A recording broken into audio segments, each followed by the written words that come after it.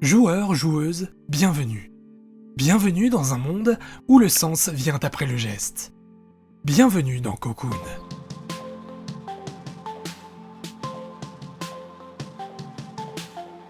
On est projeté dans ce monde sans plus de cérémonie. Pas d'explication, pas de dialogue, ni de cartes. Juste une petite créature qui sort d'un cocon et qui est livrée à elle-même. Très vite, tu te mets à avancer et « Oh bah tiens, une orbe qui est aussi un monde. Et en plus, je peux la prendre sur mon dos !» Et en effet, dans Cocoon, les orbes, ça déclenche des trucs. Source d'énergie, effet sur le monde et j'en passe. En réalité, tu sais pas ce que tu fais. Ou plutôt, je devrais dire pourquoi tu le fais.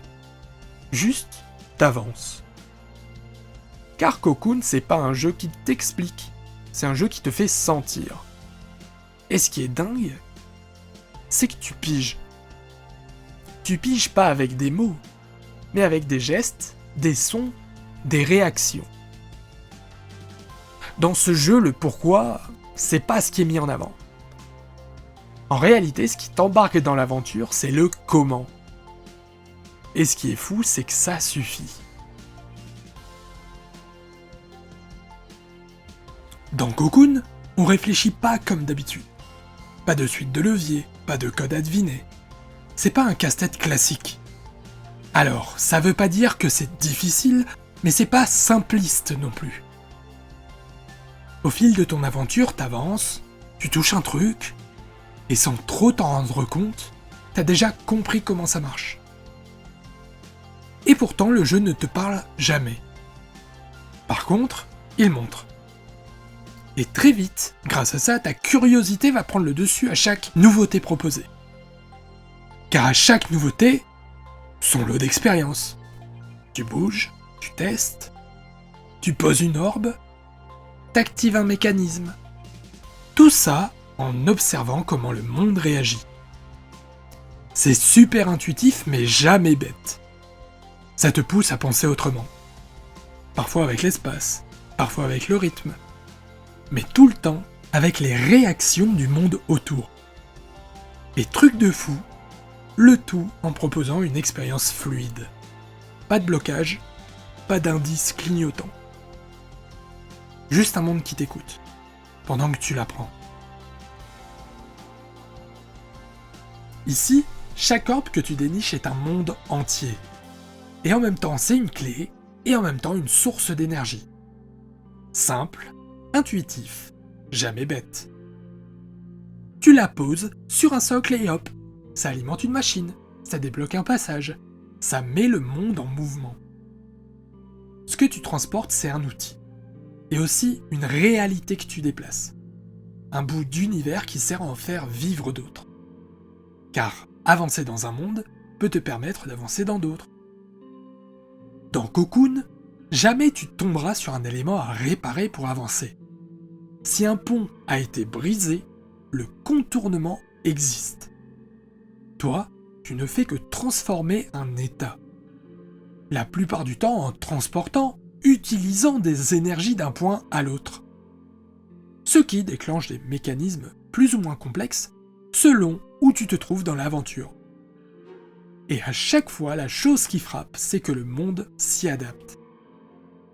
Et il y a un côté super organique là-dedans. Tout est connecté. Les machines n'en sont pas vraiment, elles ont l'air vivantes, conscientes, créées dans un but précis. Les mondes, eux, respirent la vie, et t'as l'impression de circuler dans un corps géant, allant de l'infiniment petit à l'infiniment grand. D'un monde quantique à un monde cosmologique.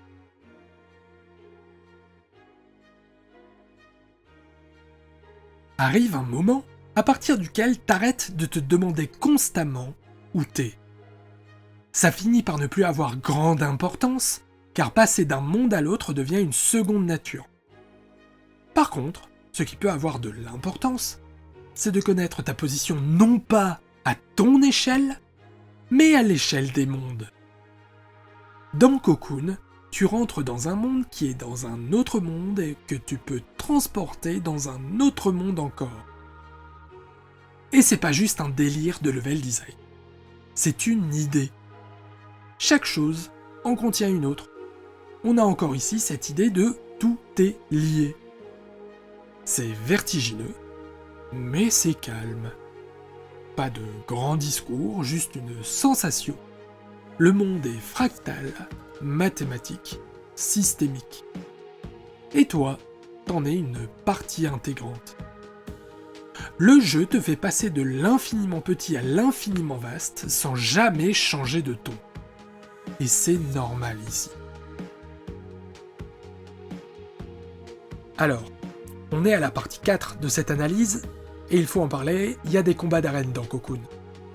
Ils sont jamais méchants, jamais vils, jamais malsains.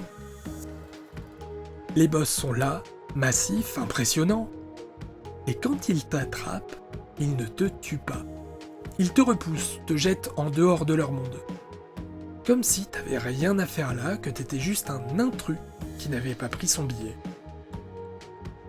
Et toi, t'es un joueur, donc tu reviens, ton personnage aussi revient. Tu les affrontes et à la fin, ça se finit comme ça se finit, et ils se décomposent, redevenant poussière. Et de cette poussière naît une orbe blanche, qui vient ensuite s'introduire dans la Terre et créer un téléporteur. Alors là, on est en droit de se poser la question. Est-ce qu'on les élimine vraiment ? Eh bien, je pense que oui, et non dans une certaine mesure. On élimine leur corps, leur conscience, mais je pense aussi qu'on n'élimine pas leur masse physique. Transformée et renvoyée à la Terre, transformée en fonction mécanique, celle d'un téléporteur. Alors, c'est pas qu'une victoire, c'est aussi une conversion. Une vieille forme laisse la place à une nouvelle. Rien ne se perd, tout se transforme.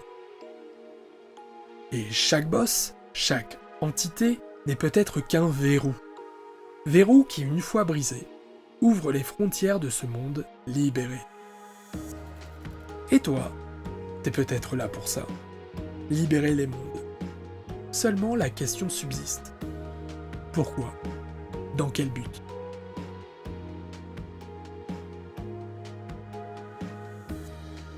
Quand tout est fait, quand t'as traversé tous les mondes, quand t'as tout activé, tout libéré, il se passe un truc. Ton personnage disparaît. Il se métamorphose en quelque chose de plus grand. Et là, il ressemble au boss que t'as vaincu. Alors, pas totalement, il garde son aspect unique. Mais on peut en déduire que ce n'est pas une fin, c'est une boucle. Tu comprends alors que t'étais pas le premier, que tu seras pas le dernier, que toutes les statues que t'as pu voir, si t'as fait attention, c'était peut-être pas que toi, et que finalement, t'étais pas là pour sauver, ni libérer quoi que ce soit. T'étais là pour faire le lien, pour que le cycle continue. Au final, pas de twist, pas de révélation. Juste des passages de relais. Silencieux, naturels. Le genre de passage de relais qu'on peut voir nous, joueurs et joueuses, en s'arrêtant 2 minutes dans notre monde où tout va trop vite. Comme si notre seul rôle, c'était de préparer la place pour ce qui vient après. Et n'est-ce pas là le sel de notre existence ? Pourquoi fait-on ce qu'on fait ? Si ce n'est pour faire avancer quelque chose de bien plus grand que soi, sans jamais en apercevoir les limites.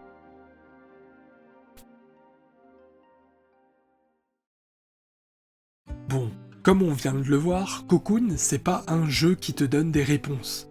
En réalité, au moment du générique de fin, tu t'en poses plus que de raisons, le temps de bien digérer et comprendre le tout.